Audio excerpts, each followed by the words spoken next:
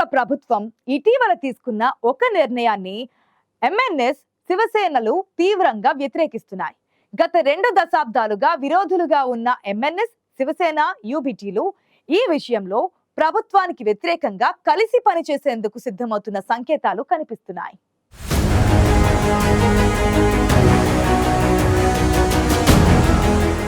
మహారాష్ట్రలోని హిందీ మరాఠీ మీడియం బడిపిల్లలందరికీ హిందీ విధిగా బోధించాలని ప్రభుత్వం నిర్ణయించిన వేళ దీనిపై పోరాడేందుకు ఉద్ధవ్, రాజ్ ఠాక్రేలు చేతులు కలపవచ్చనే ఊహాగానాలు వినిపిస్తున్నాయి.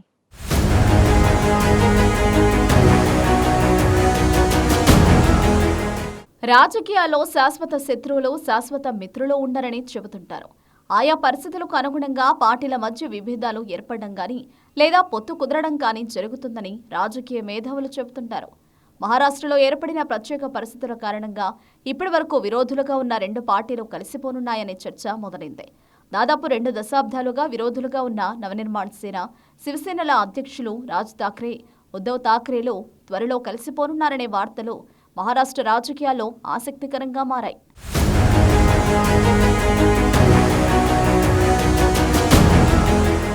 మహారాష్ట్ర ప్రభుత్వం ఇటీవల కీలక నిర్ణయం తీసుకుంది. 1వ తరగతి నుంచి 5వ తరగతి వరకు హిందీ మరాఠీ మీడియం బడిపిల్లలందరికీ హిందీ విధిగా బోధించాలని మహారాష్ట్ర ప్రభుత్వం నిర్ణయించింది.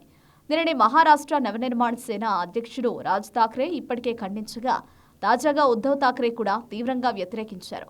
అయితే గత కొన్నేళ్లుగా విరోధులుగా ఉన్న ఎంఎన్ఎస్, శివసేన, యూబీటీ పార్టీలు హిందీ భాష విషయంలో ఒకే రకమైన అభిప్రాయానికి వచ్చిన నేపథ్యంలో దీనిపై సమైక్యంగా పోరాడేందుకు ఉద్ధవ్, రాజ్ ఠాక్రేలు ఏకం కానున్నారనే చర్చ మొదలైంది.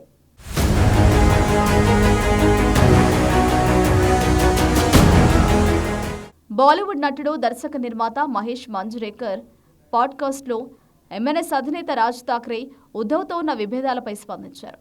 మహారాష్ట్ర ప్రయోజనాలు, మరాఠీ భాషను రక్షించుకునేందుకు తమ మధ్య నెలకొన్న చిన్న వివాదాలను పక్కన పెట్టేందుకు సైతం సిద్ధంగా ఉన్నామని రాజ్ ఠాక్రే చేసిన వ్యాఖ్యలు చర్చనీయాంశంగా మారాయి. శివసేన చీఫ్ ఉద్ధవ్ ఠాక్రే సిద్ధంగా ఉంటే ఆయనతో కలిసి పనిచేయడానికి తనకు ఎటువంటి అభ్యంతరం లేదని 2024లో లోక్సభ ఎన్నికల సమయంలోనూ రాజ్ ఠాక్రే ప్రకటించడంతో అప్పట్లోనే వీరు కలిసి పనిచేస్తారనే చర్చ మొదలైంది. ఇక తాజాగా పెద్ద సమస్యలు ఎదురైనప్పుడు తమ మధ్య ఉన్న వివాదాలు చిన్నవిగా కనిపిస్తాయని రాజ్ ఠాక్రే అన్నారు. ఉద్ధవ్తో తనకు ఉన్న విభేదాలను మహారాష్ట్ర, మరాఠీలో అంతగా పట్టించుకోరని, తాము కలిసి పనిచేయడం పెద్ద కష్టమేమీ కాదని అన్నారు. కానీ ఆ సంకల్పం ఉందా అన్నదే ప్రశ్న అని రాజ్ ఠాక్రే అన్నారు. ఇందులో వ్యక్తిగత ఇష్టాలు ఏమీ లేవని, విస్తృత ప్రయోజనాలను దృష్టిలో ఉంచుకోవడం ముఖ్యమని రాజ్ ఠాక్రే చేసిన వ్యాఖ్యలతో రాజకీయ వర్గాల్లో కొత్త చర్చ మొదలైంది.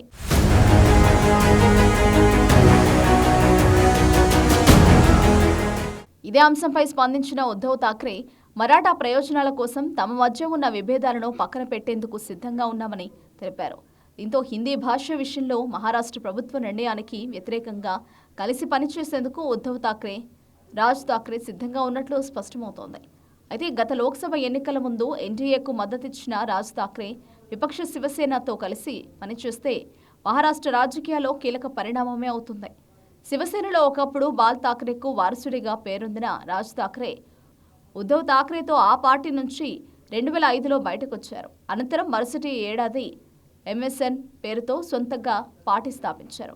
అప్పటి నుంచి ఇప్పటి వరకు ఉద్ధవ్, రాజ్ ఠాక్రేలు విరోధులుగానే ఉన్నారు. కానీ 5వ తరగతి వరకు హిందీని తప్పనిసరిగా బోధించాలని మహారాష్ట్ర ప్రభుత్వ నిర్ణయంపై ఆయా వర్గాల్లో తీవ్ర వ్యతిరేకత వ్యక్తమవుతోంది. దీనికి వ్యతిరేకంగా పోరాడేందుకు ఉద్ధవ్, రాజ్ ఠాక్రేలు ఏకమవుతారని ఊహాగానాలు తీవ్రమయ్యాయి.